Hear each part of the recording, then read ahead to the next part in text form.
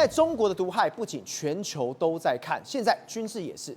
今年的7月份哦，就在这个月的7月份，在太平洋上有5万人，现在各国又来呛赌中国了。对，没有错。就在今天，很多人可能不知道为什么台湾的海周遭啊，包括共机总共有37个架次持续来骚扰，越过我们的海峡中线，甚至呢，连侦查的单位呢也高达我们讲53个架次，总共空机就在我们这个周遭捞来捞去。然后连共舰也高达了8艘，也是在持续我们周边骚扰。所以在这个情况之下呢，其实他没有一刻不停止对于他侵略我们的野心。但这个时候呢，有一个人跳出来了，这个人叫谁？这个人叫做美国太平洋的陆军司令克拉克。就克拉克话讲得很硬，直接跟你讲说，哎呀，你慢慢尝试吧，慢慢尝试吧。为什么？他说，因为你中国这些叫做花拳绣腿，所以他说美国投入很大量的时间，不是跟你在这边花拳绣腿，是什么？思考如何阻止你越过这130公里的海峡。他说，我们在聚焦，包括所谓的130公里海峡，不是只有我美国看着，澳洲也看着，日本也看着，欧洲也看着，韩国也看着，全世界把揪紧紧全部都在看着这个区域。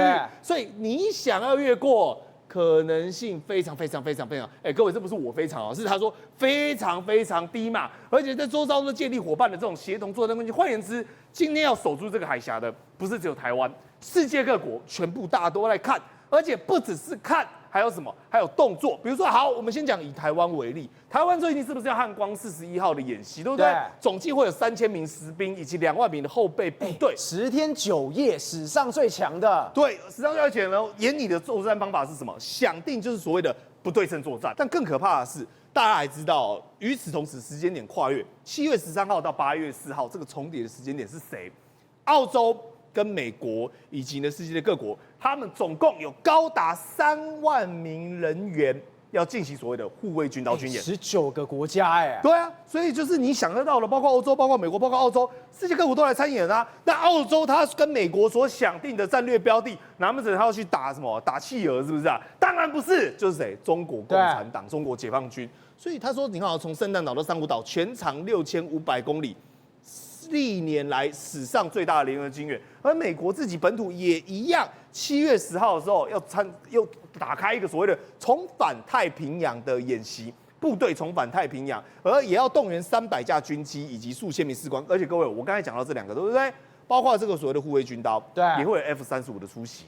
哦，也会有一些最精锐部队的参与，而且呢，连这个重返太阳部队呢，他们部署的目前都神秘秘的，因为除了说跟日本还有菲律宾这个联合区域呢，可能会进行所谓的作动之外呢，他不让你知道说我到底真实的想定跟目标在哪里。所以换言之当你今天用这些攻击共建在老台的时候，包括台湾、包括澳洲、包括美国、包括世界各国，全部的人是把这整个第一岛链给缓缓给包围住，作为想定，也就是阻止中国呢越过雷池一步的重大想定。但你说宇轩跟你讲那么多，一下美国，一下日本，那跟台湾到底有没有什么关系呢？台湾人难道什么都没有做了吗？不对哦，因为最新你知道吗？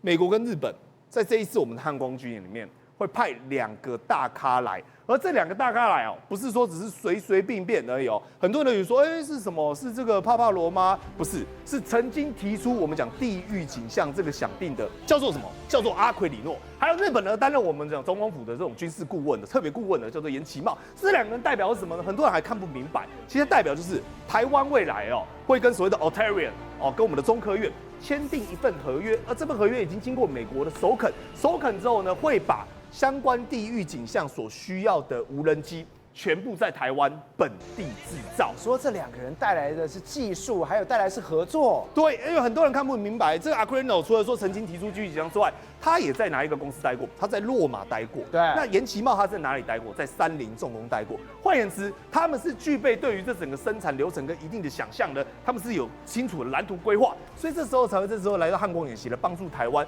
宇轩，就在这么重要的时刻现在全球都在看台海的时候，就万峦乡、屏东县万峦乡搞事了，搞什么事？他说我们要办晚会，办晚会什么？国军来，还有什么？把你们所有能展示的战车、无人机，通通都来。对，正好我们刚才讲到了汉光演习，我们刚才讲到了护卫军刀，我们刚才讲到美国的重返太平洋行动。结果你想都没想到，在12月份的时候呢，台湾的屏东啊，竟然要办一场万峦军演，搞什么飞机？万峦军演？对，万峦军演，各位不是低开款的哦。那正好你看哦，过去办过好几次万峦节。比如说有这种万众一心的大咖晚会，找了一堆艺人啊，包括2023年的也是一样啊，有彭恰恰啦、许孝顺啊等等，对不对？2024年也是找演员，但你知道2025年哦办在12月，结果特别不一样。我跟你讲，圣诞老人送大礼了。你知道我们请来的嘉宾跟巨宾的万峦有什么吗？有 CN11猛虎战车，有 CN12。OK， 有 N60A3， 有 N1A2T 啊，我们瑞德哥最爱的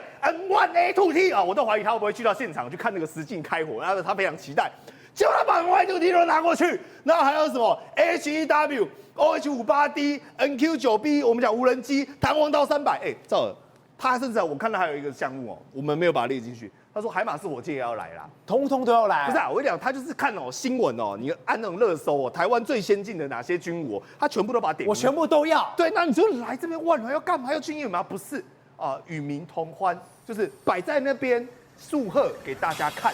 你一个万峦的地方活动，然后你说要找攻击直升机、宪兵重机、梁山特警、三军乐仪队，然后呢，从头到尾就是一个乡长。万峦乡长说：“我写信给国防部，我叫国防部帮我协办，然后就要求了这么大多东西。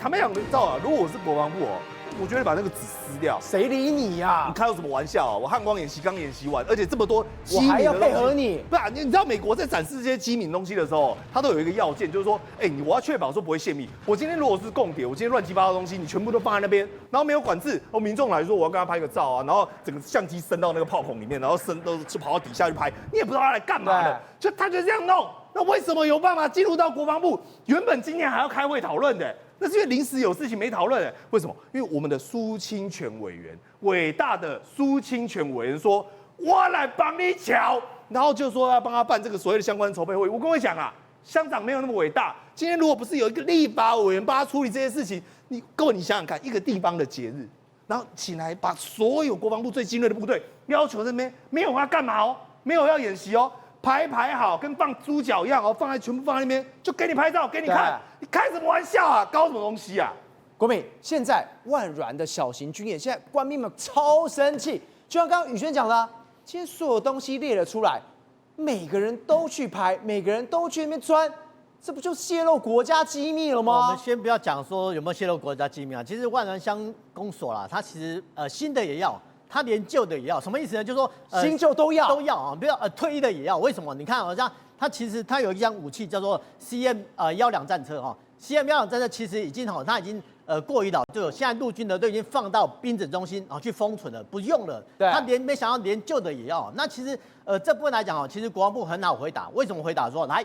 你看嘛，以前我们都知道，台湾有319个乡镇那我今天呢特别去买一个标准信封你看台湾为了这个题目还去买了一个标准信封。台湾有这么多的乡镇嘛，我假设今天万峦乡要了那明天车车乡来要怎么办明天狮子乡来要怎么办明天比如说小琉球乡来要怎么办？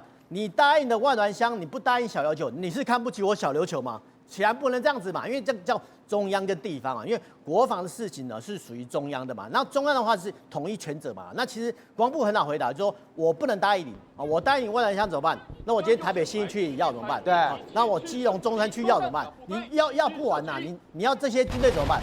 搞死他们其实搞死他们不只是支援这些地面装备连现在地方公庙法会需要公差，都还要叫部队去支援什么意思呢？就是说都已经这么忙了，对，就这么忙，然后地方公庙还要国军来出公差，对，不是地方我们常常说我们觉得建教嘛，比如说庙宇生日或者说什么法会有没有居然呢，我在前一阵子居然传出说在天山营区的附近的一个公庙说行文给这个八军团说我们什么时候要办法会然后我要出什么公差那这件事情最离谱的是说军方已经受理了为什么我们知道他受理了？居然说军方已经下令说譬如说这个什么少康部队是旅部连出议员公差，通知员出一个公差，工兵连出议员公差，命令已经下到这么完备了，显然是说当初呢，譬如说少康部队陈参已经受理了哦，受理他把它呈文上去，然后让旅长批嘛，所以那个时候呢，其实阿兵哥就反弹，就在什么说社群网站说，哎，这样不对啊，平常我们操练就很累了，你例假日还要叫我们出什么公差，出打扫公差不打紧，出什么公差，出法会公差耶。而且郭明你看哦，他这边还说服装呈现便服，为什么要便服？还夸胡不可有国军标志服装，他也怕被骂。对，结果就像你说的，哪个连对需要多少人，全部都写得清清楚楚的。对，这件事情最可恶的地方就是说，应该说单位已经受理了，受理他们才会去草拟相关的命令嘛，说哎你什么时候要支援什么人，然后我便当要谁来支付，这些呢都已经下令了。那我们就想说，你一个部队的成参，你怎么可以下这种命令？当然不行啊，因为部队是训练用来打仗的，偶尔比如说你救灾救难，这个可以，我们都可以信得过。你现在去支援法会公差一样，我就问你嘛，今天你支援好，就是道教的，哎。那明天的天主教来支援10名公差怎么办？对，那后天呢？比如说我们回教徒来支援5员公差怎么办？你部队永远支援不完，所以其实我觉得啦，部队你要回绝这些地方的要求，第一个就是说你要行文给国防部，国防部核准了，我们再去你不要行文给地方单位，譬如说装甲旅或者说八军团，不要行文给这些地方那我们讲白一点为什么会这样子就其实这代表说一个敢要，一个敢给敢给为什么这样讲？等一下，你说一个敢要，一个敢给，对，这在国军的弟兄们不是非常气吗？当然气啊，还敢给？我们讲白一点，就是说地方公庙他敢要，对，地方团体他绝对敢要，他要你公差嘛。这些中阶军官为什么敢因为其实平常他有求助于地方，为什么比如说部队常常比如说你要出去演训嘛，那演训然后我们部队会借助公庙那些公庙为什么好借？因为香客大楼啊，香客大楼本来就是要提供给香客进驻的。平常时候我们譬如说战备月、汉光演习，我们都应该说部队它有借助的需求嘛那问题就是在这里说，你借助是无偿的借助，还是说用很低的价格去承接，不一样嘛？那你这军方不就欠了地方一个人情嘛？对，那现在地方有公庙，所以这个人情就要还的。当然要还呐。所以我觉得真本清源知道说，你部队呢要借公庙或宗教学校都没关系，照价偿付因为你不要欠地方的人情那你如果说碰到说比如说你要遂行全民国防等等的请这些地方呢行文给国防部政战局，他们同意之后，你们照办就好了。不是，我们刚刚提到在国军这个地方是一个敢要，一个敢给，但是案子也太敢了吧？这是一个单亲妈妈她竟然是亲眼看着孩子活活被烧死，而且这谁干的？就是另一半同居人干的。是赵很，你现在看到画面就是非常心狠手辣，他看起来很娇小，但没有想到他竟然忍心对于女友3岁的孩子下这样的一个毒手。这个邓女她就是觉得，我的女朋友为什么跟她的前夫好像有一点藕断丝连？那最主要原因就是他的女朋友游戏女子，她跟她的前夫生了一个小孩，那常常会因为这小孩子要一起出去玩干嘛，所以有一些联系。那没想到这个邓女竟然怀恨在心，我觉得你是不是私底下背着我跟他复合？所以呢，曾经怎么样？他竟然带着那个汽油桶在家里，而且他还曾经在那个小孩子的枕头上撒了一点汽油。结果呢，他女朋友一回家说，为什么家里会有汽油味道？是不是你搞的？他竟然还出言恐吓说，对。我就是要杀死你们，我就是要烧死你们。但当时大家都已经觉得很害怕嘛。对。那这个游女，就他女朋友的妈妈，就觉得说这个人不太对劲，而且呢，他们是住在这个游女她家的，就对她心生提防。那这个邓女为了就是要遂行她后面的这个计划，她还偷偷的把这个汽油桶放在储藏室里面。就有一天在2月7号的时候他们没有想到，就是那个他女朋友跟那小孩子还在睡觉的时候，他要去偷偷去看他女朋友的手机，要去抓说你是不是还在跟你的前夫藕断丝连。结果这个女生就惊醒嘛，然后就跟他起口角。就在这个时间，他竟然冲去厨房室，把那个放在厨房室的那一个汽油就直接往他们2个人身上泼了，而且就直接点火。你知道那小孩子3岁小孩子还在睡觉当中，就活活的被这个火给烧到，然后一直哭一直哭。然后呢，那个妈妈赶快冲到那个洗手间里面，把自己身上的汽油弄干净之后，要去救她女儿。结果这个女生，这个邓女竟然还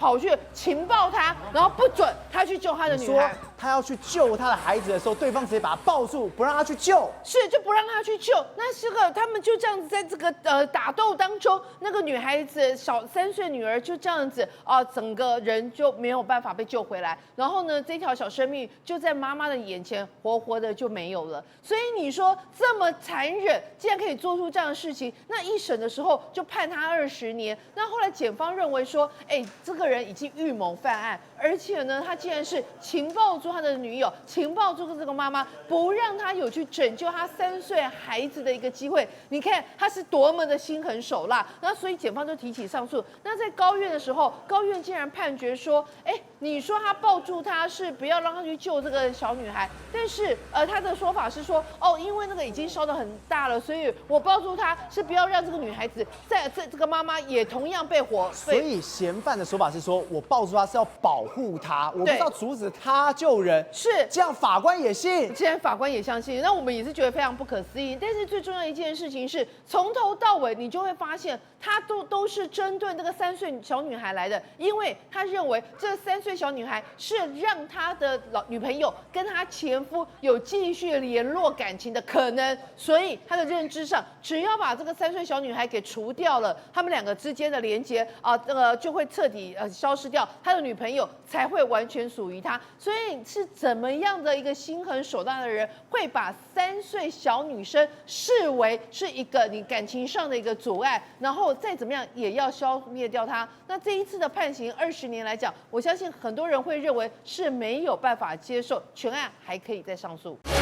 宏观取材，厘清真相，犀利精准，深入剖析，时刻掌握关键，新闻时事不漏接。老时段，新气象，我是钟浩和，关键时刻2.0全新出击。